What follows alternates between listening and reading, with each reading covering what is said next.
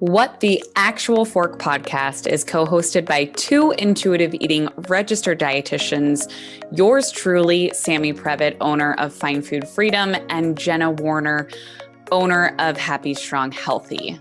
We can't stand diet culture bullshit and love keeping it real. Our mission is for all humans to believe that they are made for so much more than chasing a smaller body. We are also here to share with you that food can be fun and pleasurable again. Although we are medical professionals, we are human too. We are not afraid to share our deepest, darkest secrets and how years of our lives were taken by diet culture.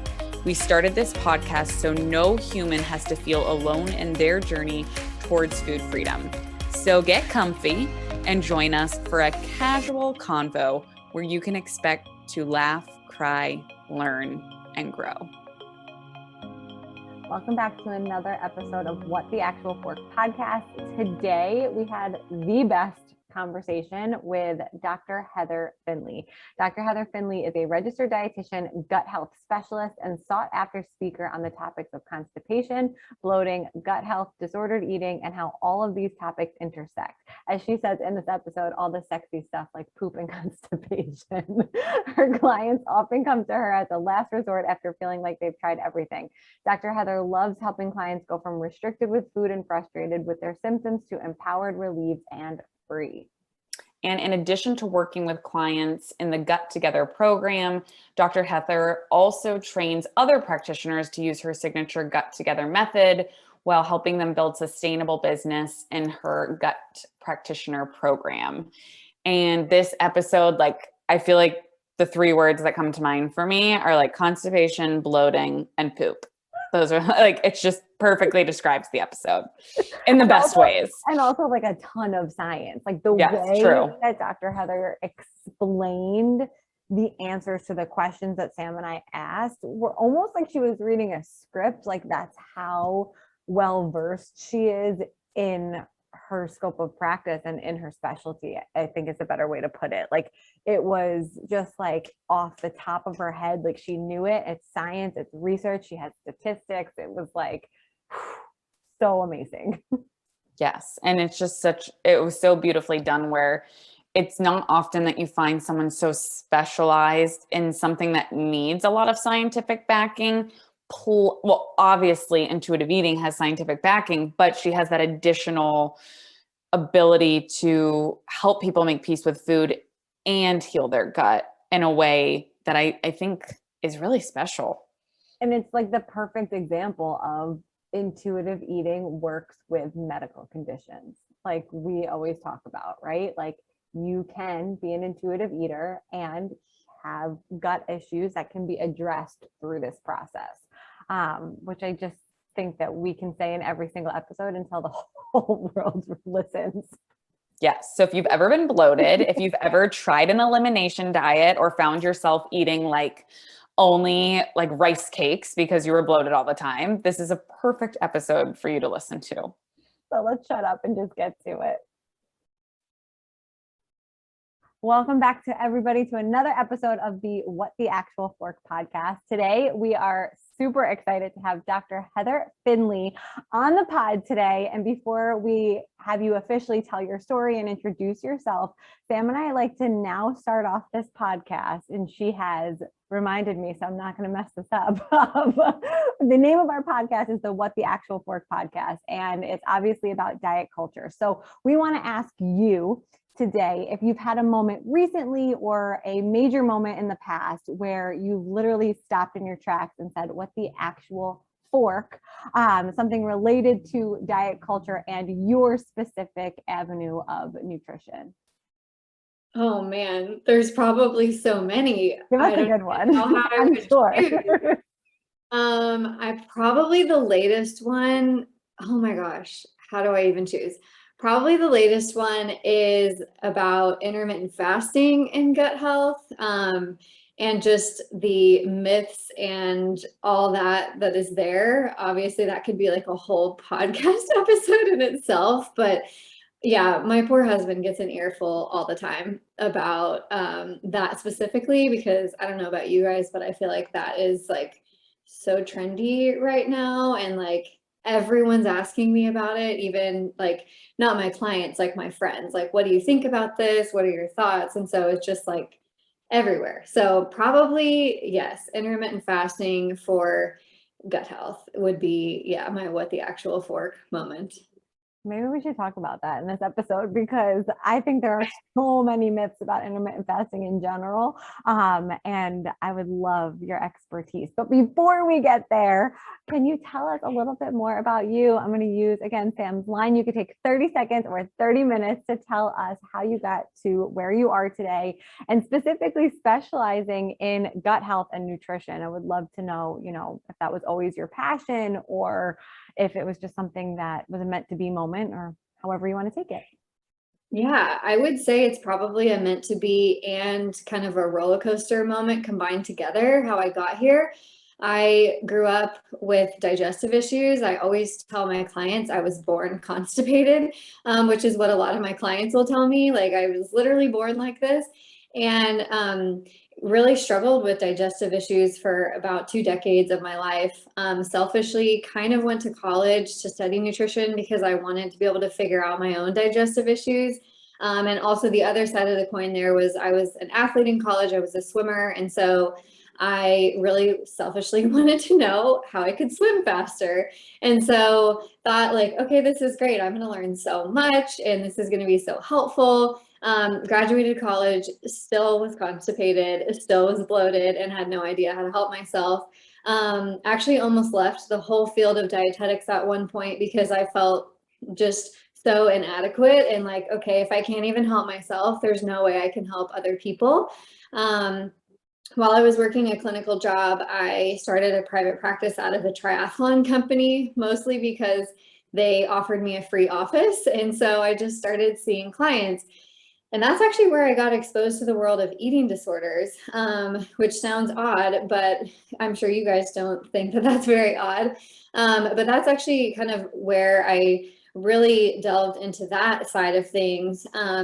And several years down the road, started my own private practice outside of the triathlon company, of course, and really primarily saw eating disorders for a while. And as I started seeing all these clients, I realized, oh my gosh, a lot of these clients have very similar issues that I do. And I want to be able to help them more than I can. So that kind of led me down this whole rabbit trail of functional nutrition and that whole world, and realized like that world seemed so extreme. And I'm like, okay, how do I blend the two of these together? So I ended up going to get my doctorate.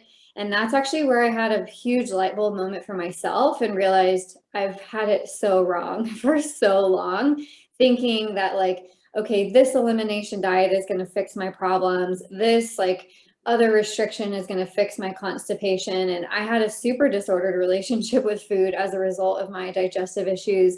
And so when I was in my doctorate program, it was when I realized, okay, these things are not mutually exclusive, and there is a way to improve digestion without restricting food. And you can improve digestion by having a positive relationship with food and your body, because there are so many things that affect digestion beyond food, including what we think about food, including how we talk about food, including how we consume the food. And so really it was then that I'm like, okay, I feel like there's this missing piece in this world and I want to be able to bridge the gap. So now I get to help clients who have digestive issues find relief without using restrictive dieting, to find relief from their bloating, constipation, all the really sexy topics, but it's such a joy and a pleasure to be able to do that because I've been in their shoes. I get it. I know how frustrating it is. And getting off of that hamster wheel of like, okay, it's going to be this thing that fixes me, is so relieving to a lot of people. So I don't know if that was 30 seconds or 30 minutes, but there we go.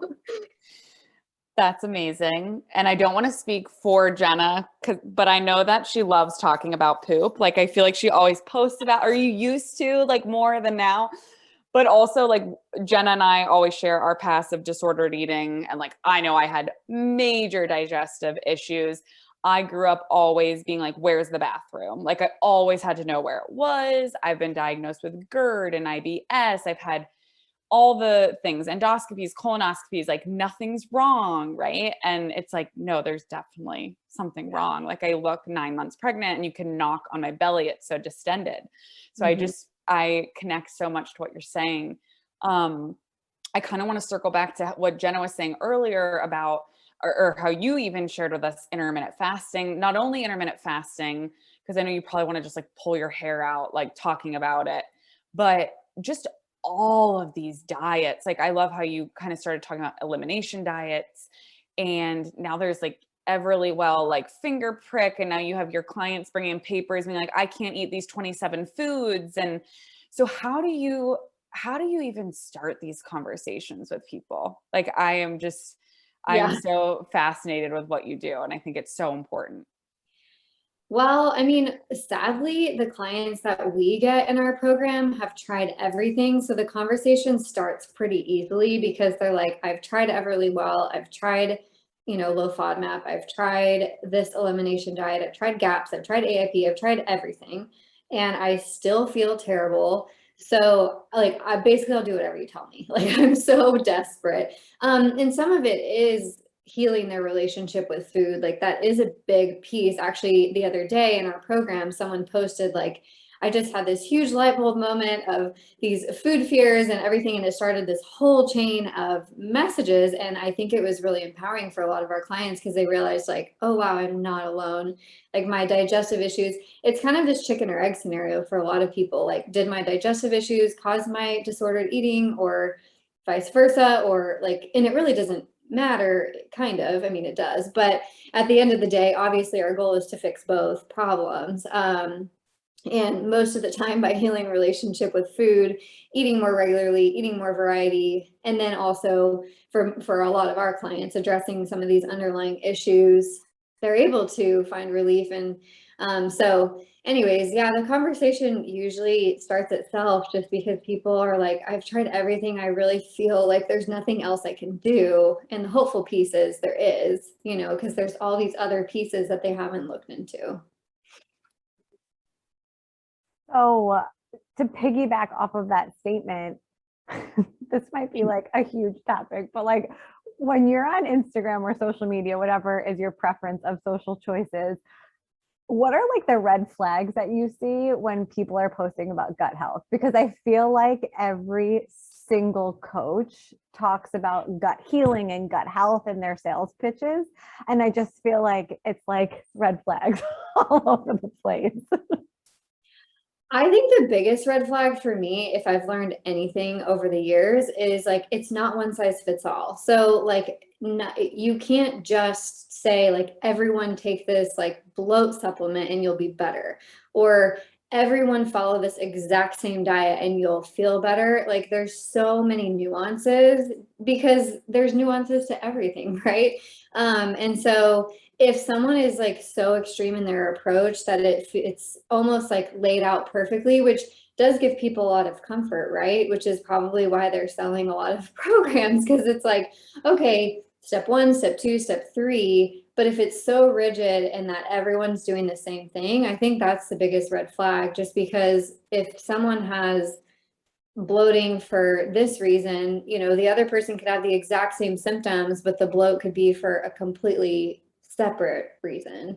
And so you have to be able to identify what those things are. Otherwise, people do spin their wheels, which is why they become increasingly more frustrated. Definitely. That makes so much sense. And I think that's like you said, that's for every corner of the internet. If someone's claiming they're an expert and it's just like, do this and get this outcome, it's like, nope, like next, absolutely not. So if you could touch a little bit on like gut issues in general, stress, restrictive eating, how they all play in, because I think it's so common. I know both Jenna and I have tried different elimination diets throughout the years, just thinking like, okay, if this is the issue, then I cut it out and then the issue will be gone, right? But obviously that isn't the case. And a lot of times, if we have a lot of restrictive dieting or elimination diets, that can cause food fears, which then causes more stress. So if you could just kind of touch on how all of that intertwines and kind of how you see that unfolding in your practice, that would be amazing. Yeah, so it can be this huge snowball effect, right? So the common scenario that we hear is I cut out XYZ food, I felt better for 2 weeks, and then I started feeling poorly again. So then I cut out XYZ food, and then I felt better for 2 weeks, and the list goes on. So by the time they're done, they're eating like 5 foods, but they don't feel very good. And so the food fear is present because they're like, well, I already don't feel good. How could I possibly feel better if I actually added in foods, which is actually what they would feel better if they were doing. I remember having a conversation with a client who literally was only eating 5 foods. And I'm like, do you actually feel any better now than you did when you weren't? And all of a sudden she's like, wait, I don't. You're right. I hadn't like put that together. And so that light bulb moment, although it sounds so simple, it wasn't simple to her. She was like, okay, I'm willing to maybe try adding things back in. So the cycle that can happen with that is several different things. One is your gut is a muscle. So just like any muscle in your body, it needs fuel. So typically with restrictive dieting, we're worried about caloric intake and just energy balance in general. So if your body is trying to prioritize energy, your gut, unfortunately, is not a priority. Your heart, your lungs, your brain are the priority. So your gut is getting less and less fuel as a priority, which means your gut slows down. When your gut slows down, you're more bloated, you're more constipated, you're more gassy, all the symptoms that you don't want, which usually results in people eating less, which then kind of further perpetuates this cycle, right? And the other side of the coin here is as you're eating less and less foods, not only is your gut a muscle, but your gut also contains live bacteria, which is kind of crazy to think about, but you have more bacteria in your gut than cells in your body. And these bacteria need food. So when you eat green beans and then you eat oats, those are feeding different bacteria. So the less and less food you're eating, the lower your diversity in your gut becomes. When you have lower bacterial diversity in your gut, it's going to slow your digestive tract down, increase your bloating, and cause all the problems that you're trying to prevent in the first place. So it becomes a really, really vicious cycle that can be really hard to get out of, because the natural thought that most people have is, okay, well, obviously I'm still eating something that's causing a problem, so I need to continue to cut things out. But the reality is we need to have variety in our diet, because the more variety in our diet, the more variety of gut bacteria that we have, which means the better motility we have, the better bloating we have, better digestive habits, etc. So hopefully I didn't just confuse everybody. But All I could think about is like how amazing it is to have this conversation with an expert that knows what they're talking about, because everything you're saying is evidence-based and it's so on point. And my question was, have you ever gone head to head with medical medium? oh gosh, I don't know if I have the guts to do that, to be honest. I feel like I would need some But I think Jenna has on TikTok, so that's why she's probably asking. I think love to. You would just take him on and crush everything that he says. It's amazing to hear the science of how you just put that. So I think you need to add that maybe to some faraway list for that, because I don't know about that. Maybe one day. Well, but thank you for that. Seriously, in all honesty, I mean, the way that you've described that, I think if for our listeners, maybe go back and listen to it again, because it's likely different than what you've heard previously, but this is just an incredible amount of information and science. And what Sam started with a couple questions ago is, how does this relate to stress, or how does stress impact this cycle that you're talking about? Yeah. So there's not only the physiological effects that I just talked about, but there can be psychological effects as well. So your gut and your brain are connected via the largest cranial nerve called the vagus nerve. and it's a bidirectional pathway, but actually there's more information going up than there is down. So the more restricted your diet becomes, the more fermentation and bacterial overgrowth that can happen in the gut as a result of slower motility and things just sitting there longer, the more, quote unquote, bad or negative messages are going back up to your brain, which can increase anxiety, increase stress. There's lots of research supporting like this gut brain connection there. But on the other side is stress, not only on the body from restriction and nutrient deficiencies that can happen just from not having variety in your diet, not getting enough of what your body generally needs on a daily basis, but then also stress about food. So the example that I like to give is if anyone has ever had a dog or you've been in a house with a dog, someone comes to the door, they knock on the door, the dog goes ballistic and starts barking. So that's your nervous system. If you are scared to eat and you have immense food fear, that's what's happening to your nervous system when you sit down. If you're sitting down and you're thinking, oh my gosh, I'm going to get so bloated from eating this, I'm terrible, I'm so bad, or whatever you're telling yourself about the food that you're eating, your nervous system is now in high alert. And your nervous system doesn't know the difference between actually being chased by a bear versus like, okay, this plate of food is going to make me so bloated. So all of a sudden blood flow is now away from your gut, which you need there to help you digest, to your muscles, thinking I need to run as fast as I can. So when you have decreased output of blood flow and your nervous system is now redirected, you have lower stomach acid output, you have lower digestive enzyme output, lower saliva output too. Your body's not worried about digesting a meal if there's a bear that's going to be chasing you. So some of it even too is how you're approaching your meal. If your immediate thought is, I'm going to get bloated, then you're probably going to get bloated. So changing the narrative, trying to relax before you eat, trying to initiate kind of that cephalic phase of digestion where you're smelling your food and allowing your salivation to occur, which is then triggering all the other enzymes in our gut, can be really powerful. So the stress component is a big one, which for most of our clients is the number one reason why they're bloated. Obviously, there can be downstream effects of stress, like lowering stomach acid and digestive enzyme activity and slowing motility and stuff like that. So we need to address those things, but we can't really address all of those things if stress remains a constant. They're not going to get anywhere. So it's really important to address that piece first and the whole time.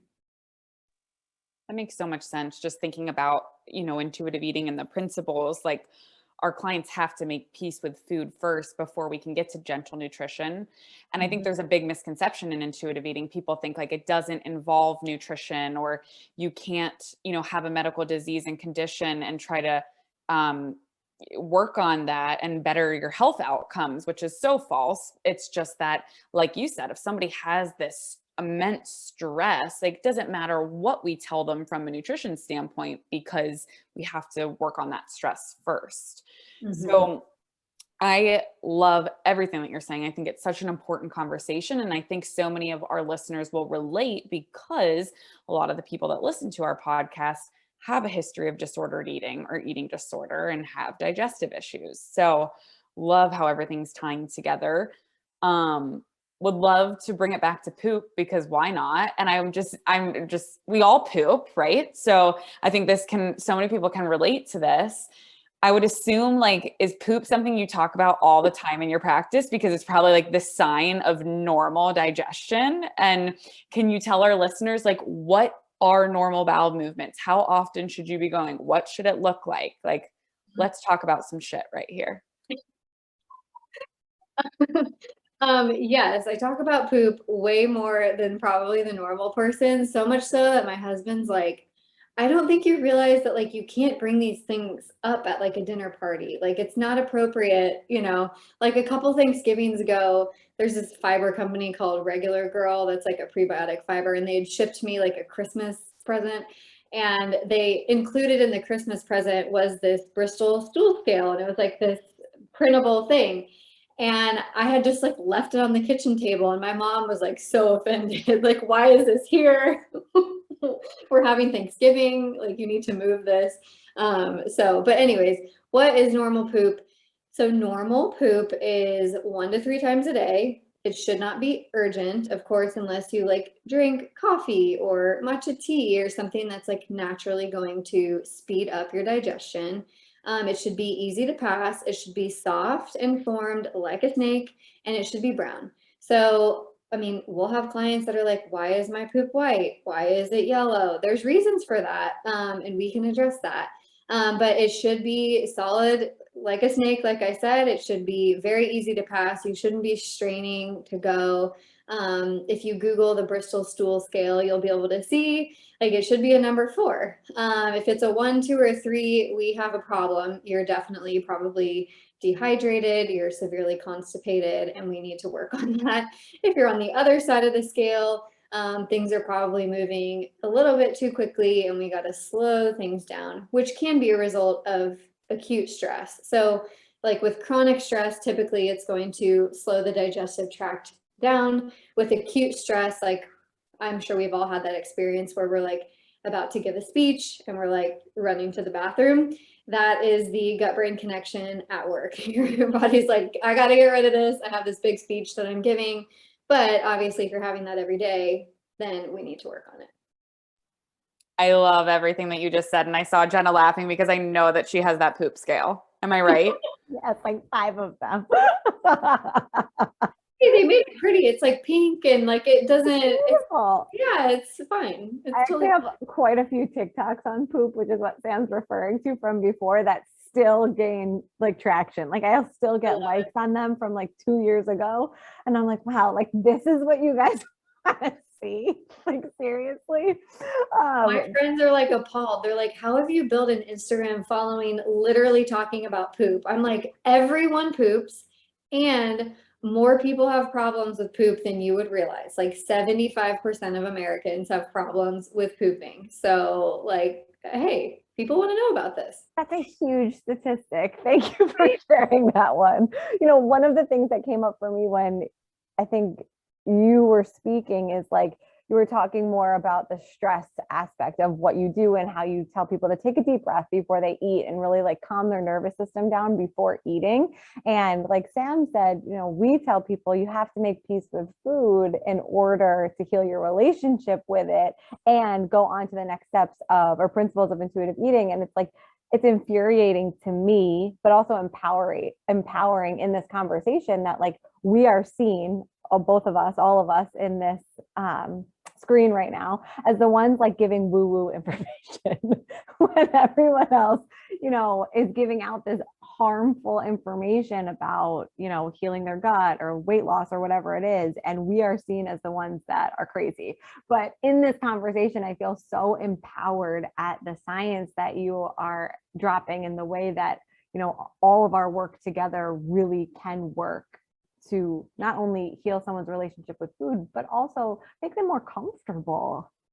Yeah, and that was really what kind of led me to do this is I'm like, okay, I have all these clients that are working to heal their relationship with food, but they're still struggling with this digestive piece. Like Sam described, like they feel 9 months pregnant and they could knock on their belly and they're like, this is causing me to want to go back to what I was doing before because I'm so uncomfortable. And I'm like, okay, how do we blend these two worlds where like we can understand kind of like on a microscopic level, what is going wrong? What spark plugs are not firing that need to be firing, and allow you to live your life. Like you don't have to be like restricted to this little digestive health bubble of like, okay, well, I have to eat at home and I can only eat these 5 things and then I'm not bloated. Cause like that's not true recovery either.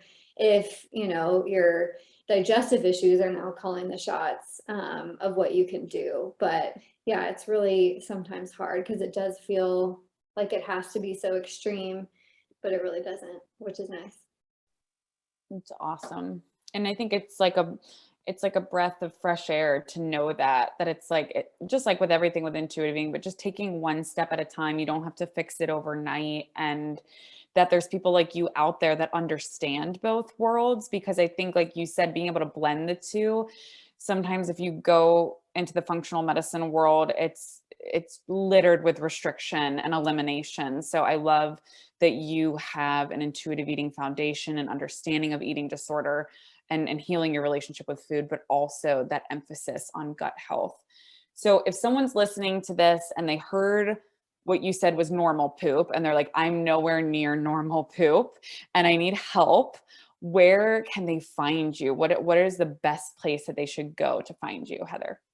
Yeah, so they can find me on Instagram. That's where I hang out the most. My handle is gutbrain.nutrition. And if you're curious what the cause of your underlying gut issues could be, I actually have a quiz on my site that you can take. I actually looked at the stats this morning because I was super curious. 67% of people, their top root cause is stress. So maybe you'll be in the top 67% of people. Obviously it goes into the other root causes as well. But yes, if you're curious what could be causing your digestive issues, you can take the quiz. That is at my link in bio. But message me on Instagram. I'm happy to have a conversation with you and chat about what's going on. Thank you so much for everything that you shared today. This was incredible, like so informational. Thanks for having me. This was so fun. I'll always talk about poop. My dream come true. Guys, thank you so much for listening to another episode of What the Actual Fork Pod. We know there are a lot of pods out there, and we are so grateful that you are here listening with us.